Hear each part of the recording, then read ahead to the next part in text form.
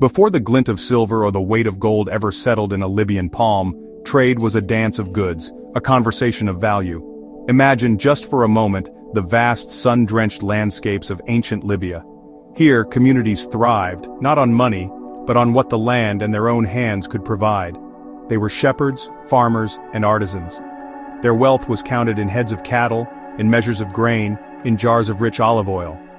This was a world of barter, a direct exchange of one thing for another. A finely woven blanket might be traded for a supply of salt, a precious commodity carried in caravans across the endless dunes of the Sahara. Life was a network of mutual need and trust. The rhythm of this trade pulsed with the seasons and the journeys of nomadic peoples. The Garamantes, a powerful kingdom deep in the desert, controlled the trade routes that connected sub-Saharan Africa with the Mediterranean coast. They didn't use coins. Instead, they dealt in real, tangible things. Ivory, exotic animal skins, and perhaps even people were brought north. In return, they received finished goods from the coastal settlements, pottery, textiles, and later, Roman luxuries like wine and glass. It was a system built on negotiation, where the value of an item was not fixed but decided in the moment, between the buyer and the seller, under the vast open sky. This wasn't just about survival. It was a way of life that connected disparate cultures across immense distances. Think of the intricate dance of a marketplace without prices. Every transaction was a personal story, a test of wit and a forging of relationships. The weight of a bag of dates, the quality of a leather hide, the luster of a polished stone, these were the measures of commerce. There was an honesty to it, a directness that is lost when value becomes an abstract number stamped on a piece of metal. This ancient world of exchange laid the very foundations for the societies that would later adopt and adapt the revolutionary idea of coinage. So when you picture ancient Libya, don't imagine a void waiting for money to fill it. See a vibrant, complex world of trade, a place where value was held in the things that sustained life and brought beauty to it. The sleek bodies of horses, the strength of a well-crafted tool, the nourishment of a sack of wheat, these were the first currencies. They were the bedrock upon which the entire long story of Libyan money would eventually be built. The coin was coming, but it would arrive in a land that already knew intimately the meaning of worth. The story of coins in Libya begins with the wind and the sea. Around the 7th century BC, Greek settlers, guided by the oracle at Delphi, made their way across the Mediterranean. They landed on the fertile shores of what is now eastern Libya and founded the city of Cyrene. They brought with them not just their language, their gods, and their architecture, but a radical new idea: money. Suddenly, trade was no longer just about swapping goods. It was about small, stamped pieces of silver and gold that held a guaranteed value. This was a revolution, and it started right here, in the region that would become known as Cyrenaica. The earliest coins minted in Cyrene were a marvel. They were chunky, irregular pieces of silver, often stamped on just one side. But what they depicted tells us a story of what mattered most to these new inhabitants. The most famous and recurring image was that of the silphium plant. This strange wild plant, which grew only in the hills around Cyrene, was a source of immense wealth. It was used as a medicine, a seasoning, and a perfume, and it was exported all across the ancient world. Stamping its image on their coins was a declaration of identity and a guarantee of the coin's value, backed by this natural treasure. As the cities of Cyrenaica, Cyrene, Apollonia, Barca, grew in power and confidence, their coinage became more sophisticated. The designs grew more complex, more beautiful.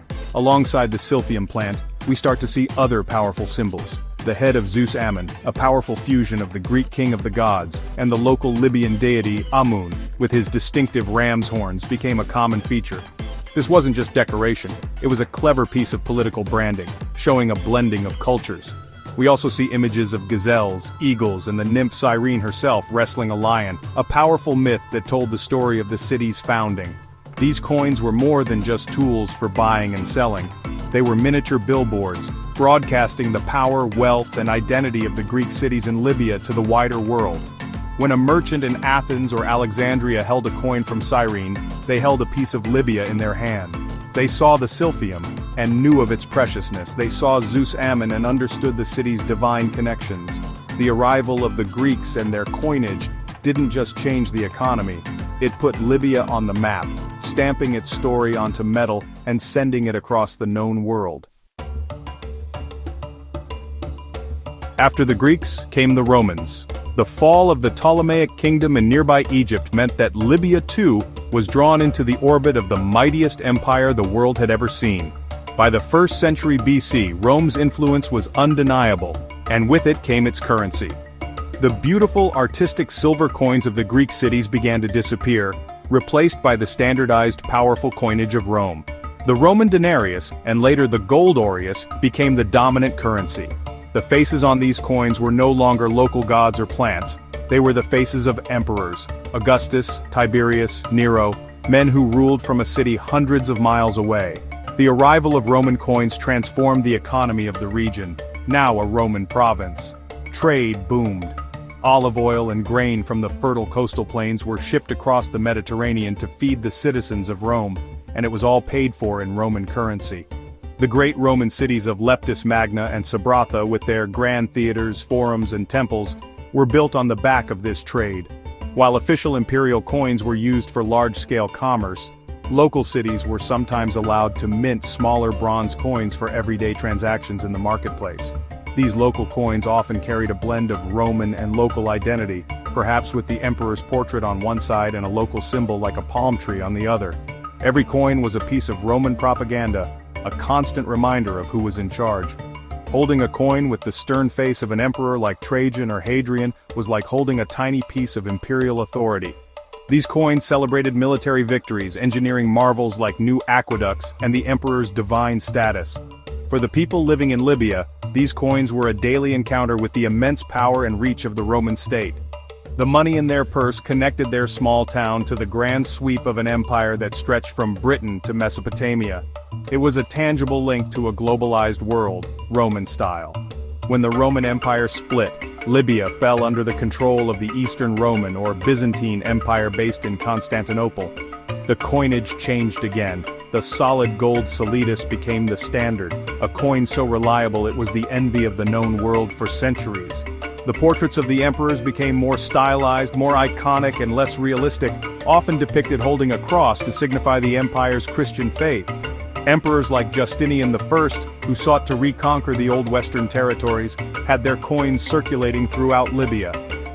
These golden coins, stamped with the image of a Christian emperor, represented the last chapter of Roman rule before a new power emerged from the deserts of Arabia. The 7th century AD brought a profound change that swept across North Africa, carried on the winds of faith. Arab armies, inspired by the new religion of Islam, arrived in Libya. This wasn't just a change of rulers, it was a transformation of culture, law, and life itself. And this transformation was reflected perfectly in the money. The old Byzantine coins, with their portraits of emperors and Christian symbols, were gradually replaced. The new Islamic rulers understood the power of coinage, and they created a currency that was radically different, one that spoke of their new world order. It was a coinage not of images, but of words.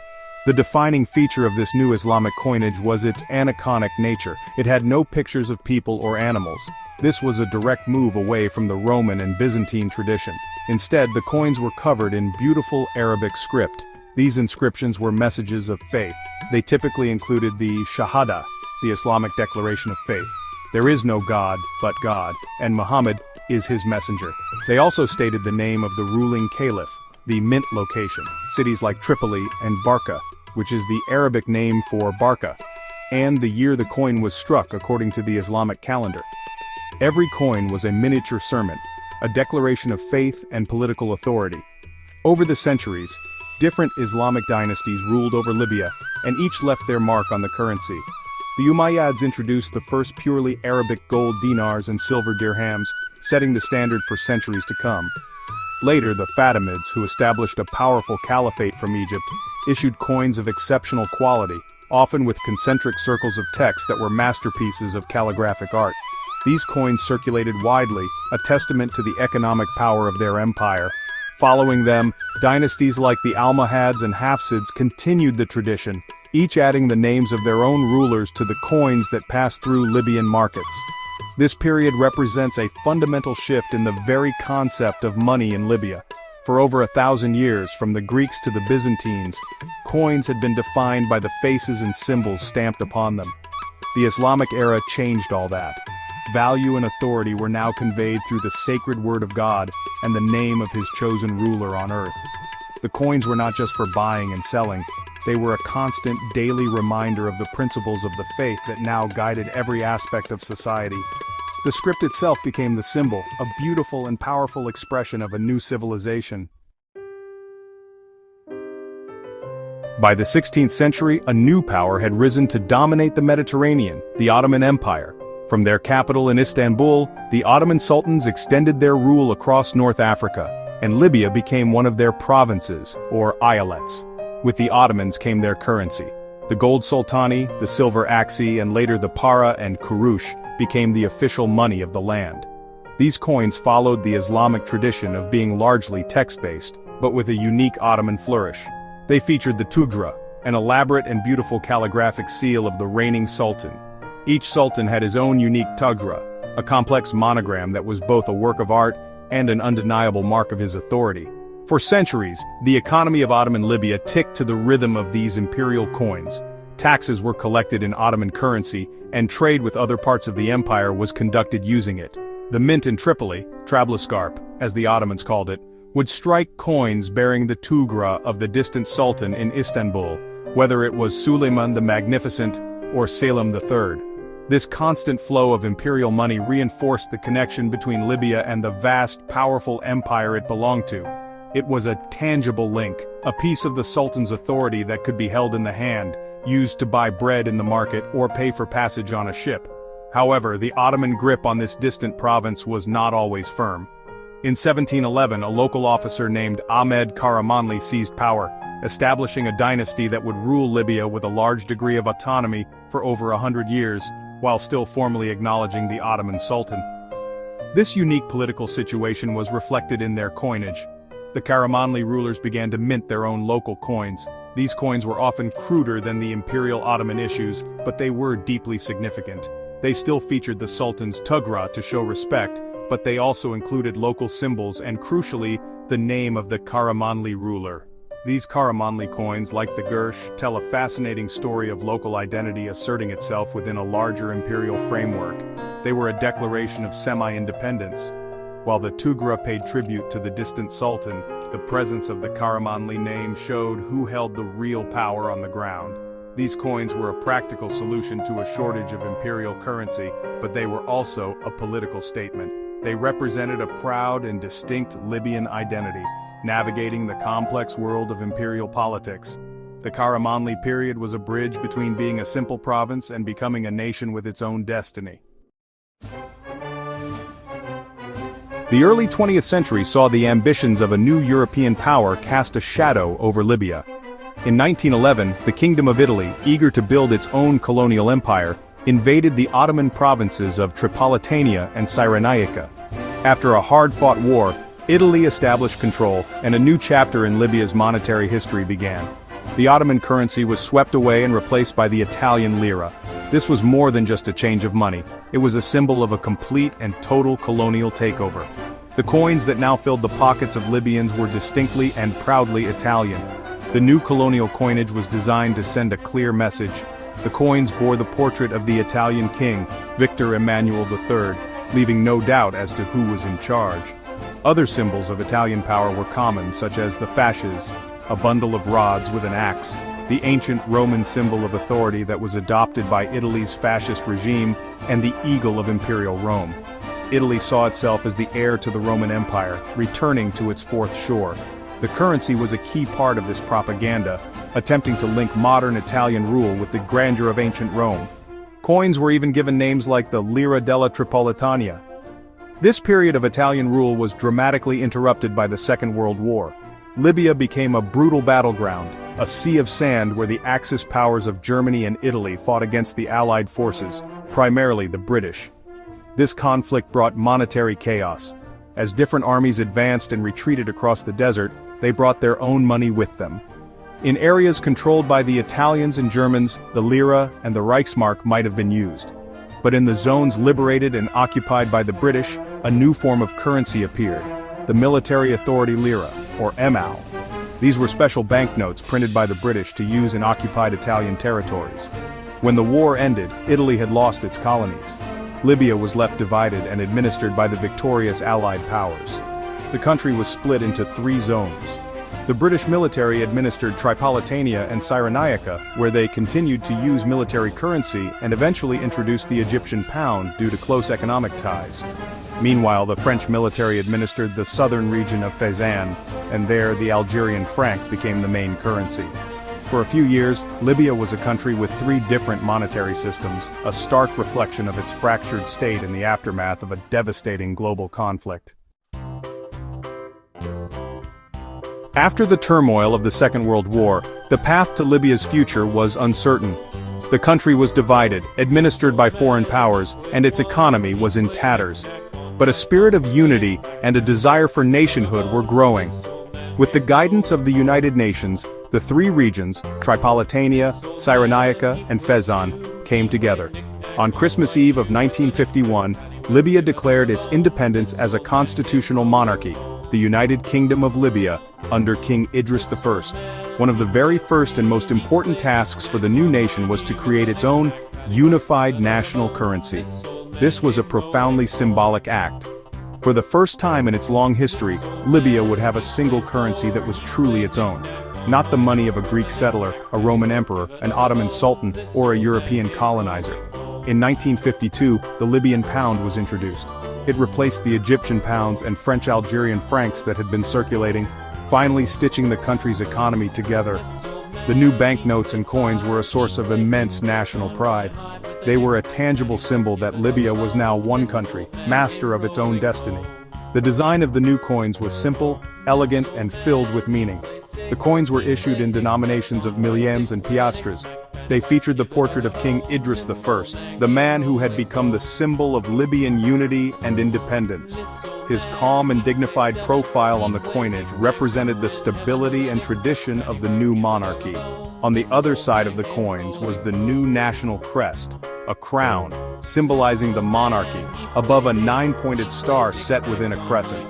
The 9 points of the star were said to represent the country's 9 administrative districts, reinforcing the theme of unity. The circulation of the Libyan pound across the entire country, from the coastal cities to the desert oases of the south, helped to forge a new national identity. When a person in Tripoli used the same coin as a person in Benghazi or Siba, it created a shared experience, a small but constant reminder of their common citizenship. This currency wasn't just for commerce, it was a tool for nation building. It announced to the world that Libya had arrived on the international stage as a sovereign and independent state. The Libyan pound was the sound of freedom, the jingle of a new beginning in the pockets of a newly free people. In 1969, a military coup led by a young officer named Muammar Gaddafi overthrew the monarchy and declared the Libyan Arab Republic. This was a revolution that aimed to transform every aspect of Libyan society, and the nation's money was one of the first things to change. The old currency, with its royal portrait and symbols of the kingdom, was a relic of the past that had to be erased. In 1971, a new currency was introduced, the Libyan dinar. The name itself was significant, looking back to the golden age of Islamic coinage and connecting the new republic with a broader Arab and Islamic identity, a key theme of the new regime. The new coins and banknotes were a complete break from the past. The portrait of King Idris was gone, replaced by new symbols that reflected the revolution's ideology. Early coins featured the Eagle of Saladin, a powerful symbol of Arab nationalism that was also used by Egypt and Syria. This showed Libya's new alignment in the Arab world. Other designs included a charging horseman, representing chivalry and military strength, and images celebrating the country's growing oil wealth, such as oil refineries. The money in people's pockets became a daily message board for the new government's priorities: Arab unity, strength, and economic independence. As the years went by, the themes on Libyan coins continued to evolve, reflecting Gaddafi's unique and often changing political philosophy, outlined in his Green Book. The official name of the country changed to the Great Socialist People's Libyan Arab Jamahiriya, and this lengthy title sometimes appeared on the currency. Coins were issued to commemorate anniversaries of the revolution, and to promote specific government campaigns, such as agricultural development or industrial projects. These commemorative coins were not just for collectors, they were put into general circulation, ensuring that the government's message reached everyone. This era saw money used as a powerful tool of state propaganda. Every transaction, whether buying bread or receiving wages, involved handling coins and notes that were saturated with political meaning. The designs were meant to inspire loyalty to the new system and to constantly reinforce the ideals of the revolution.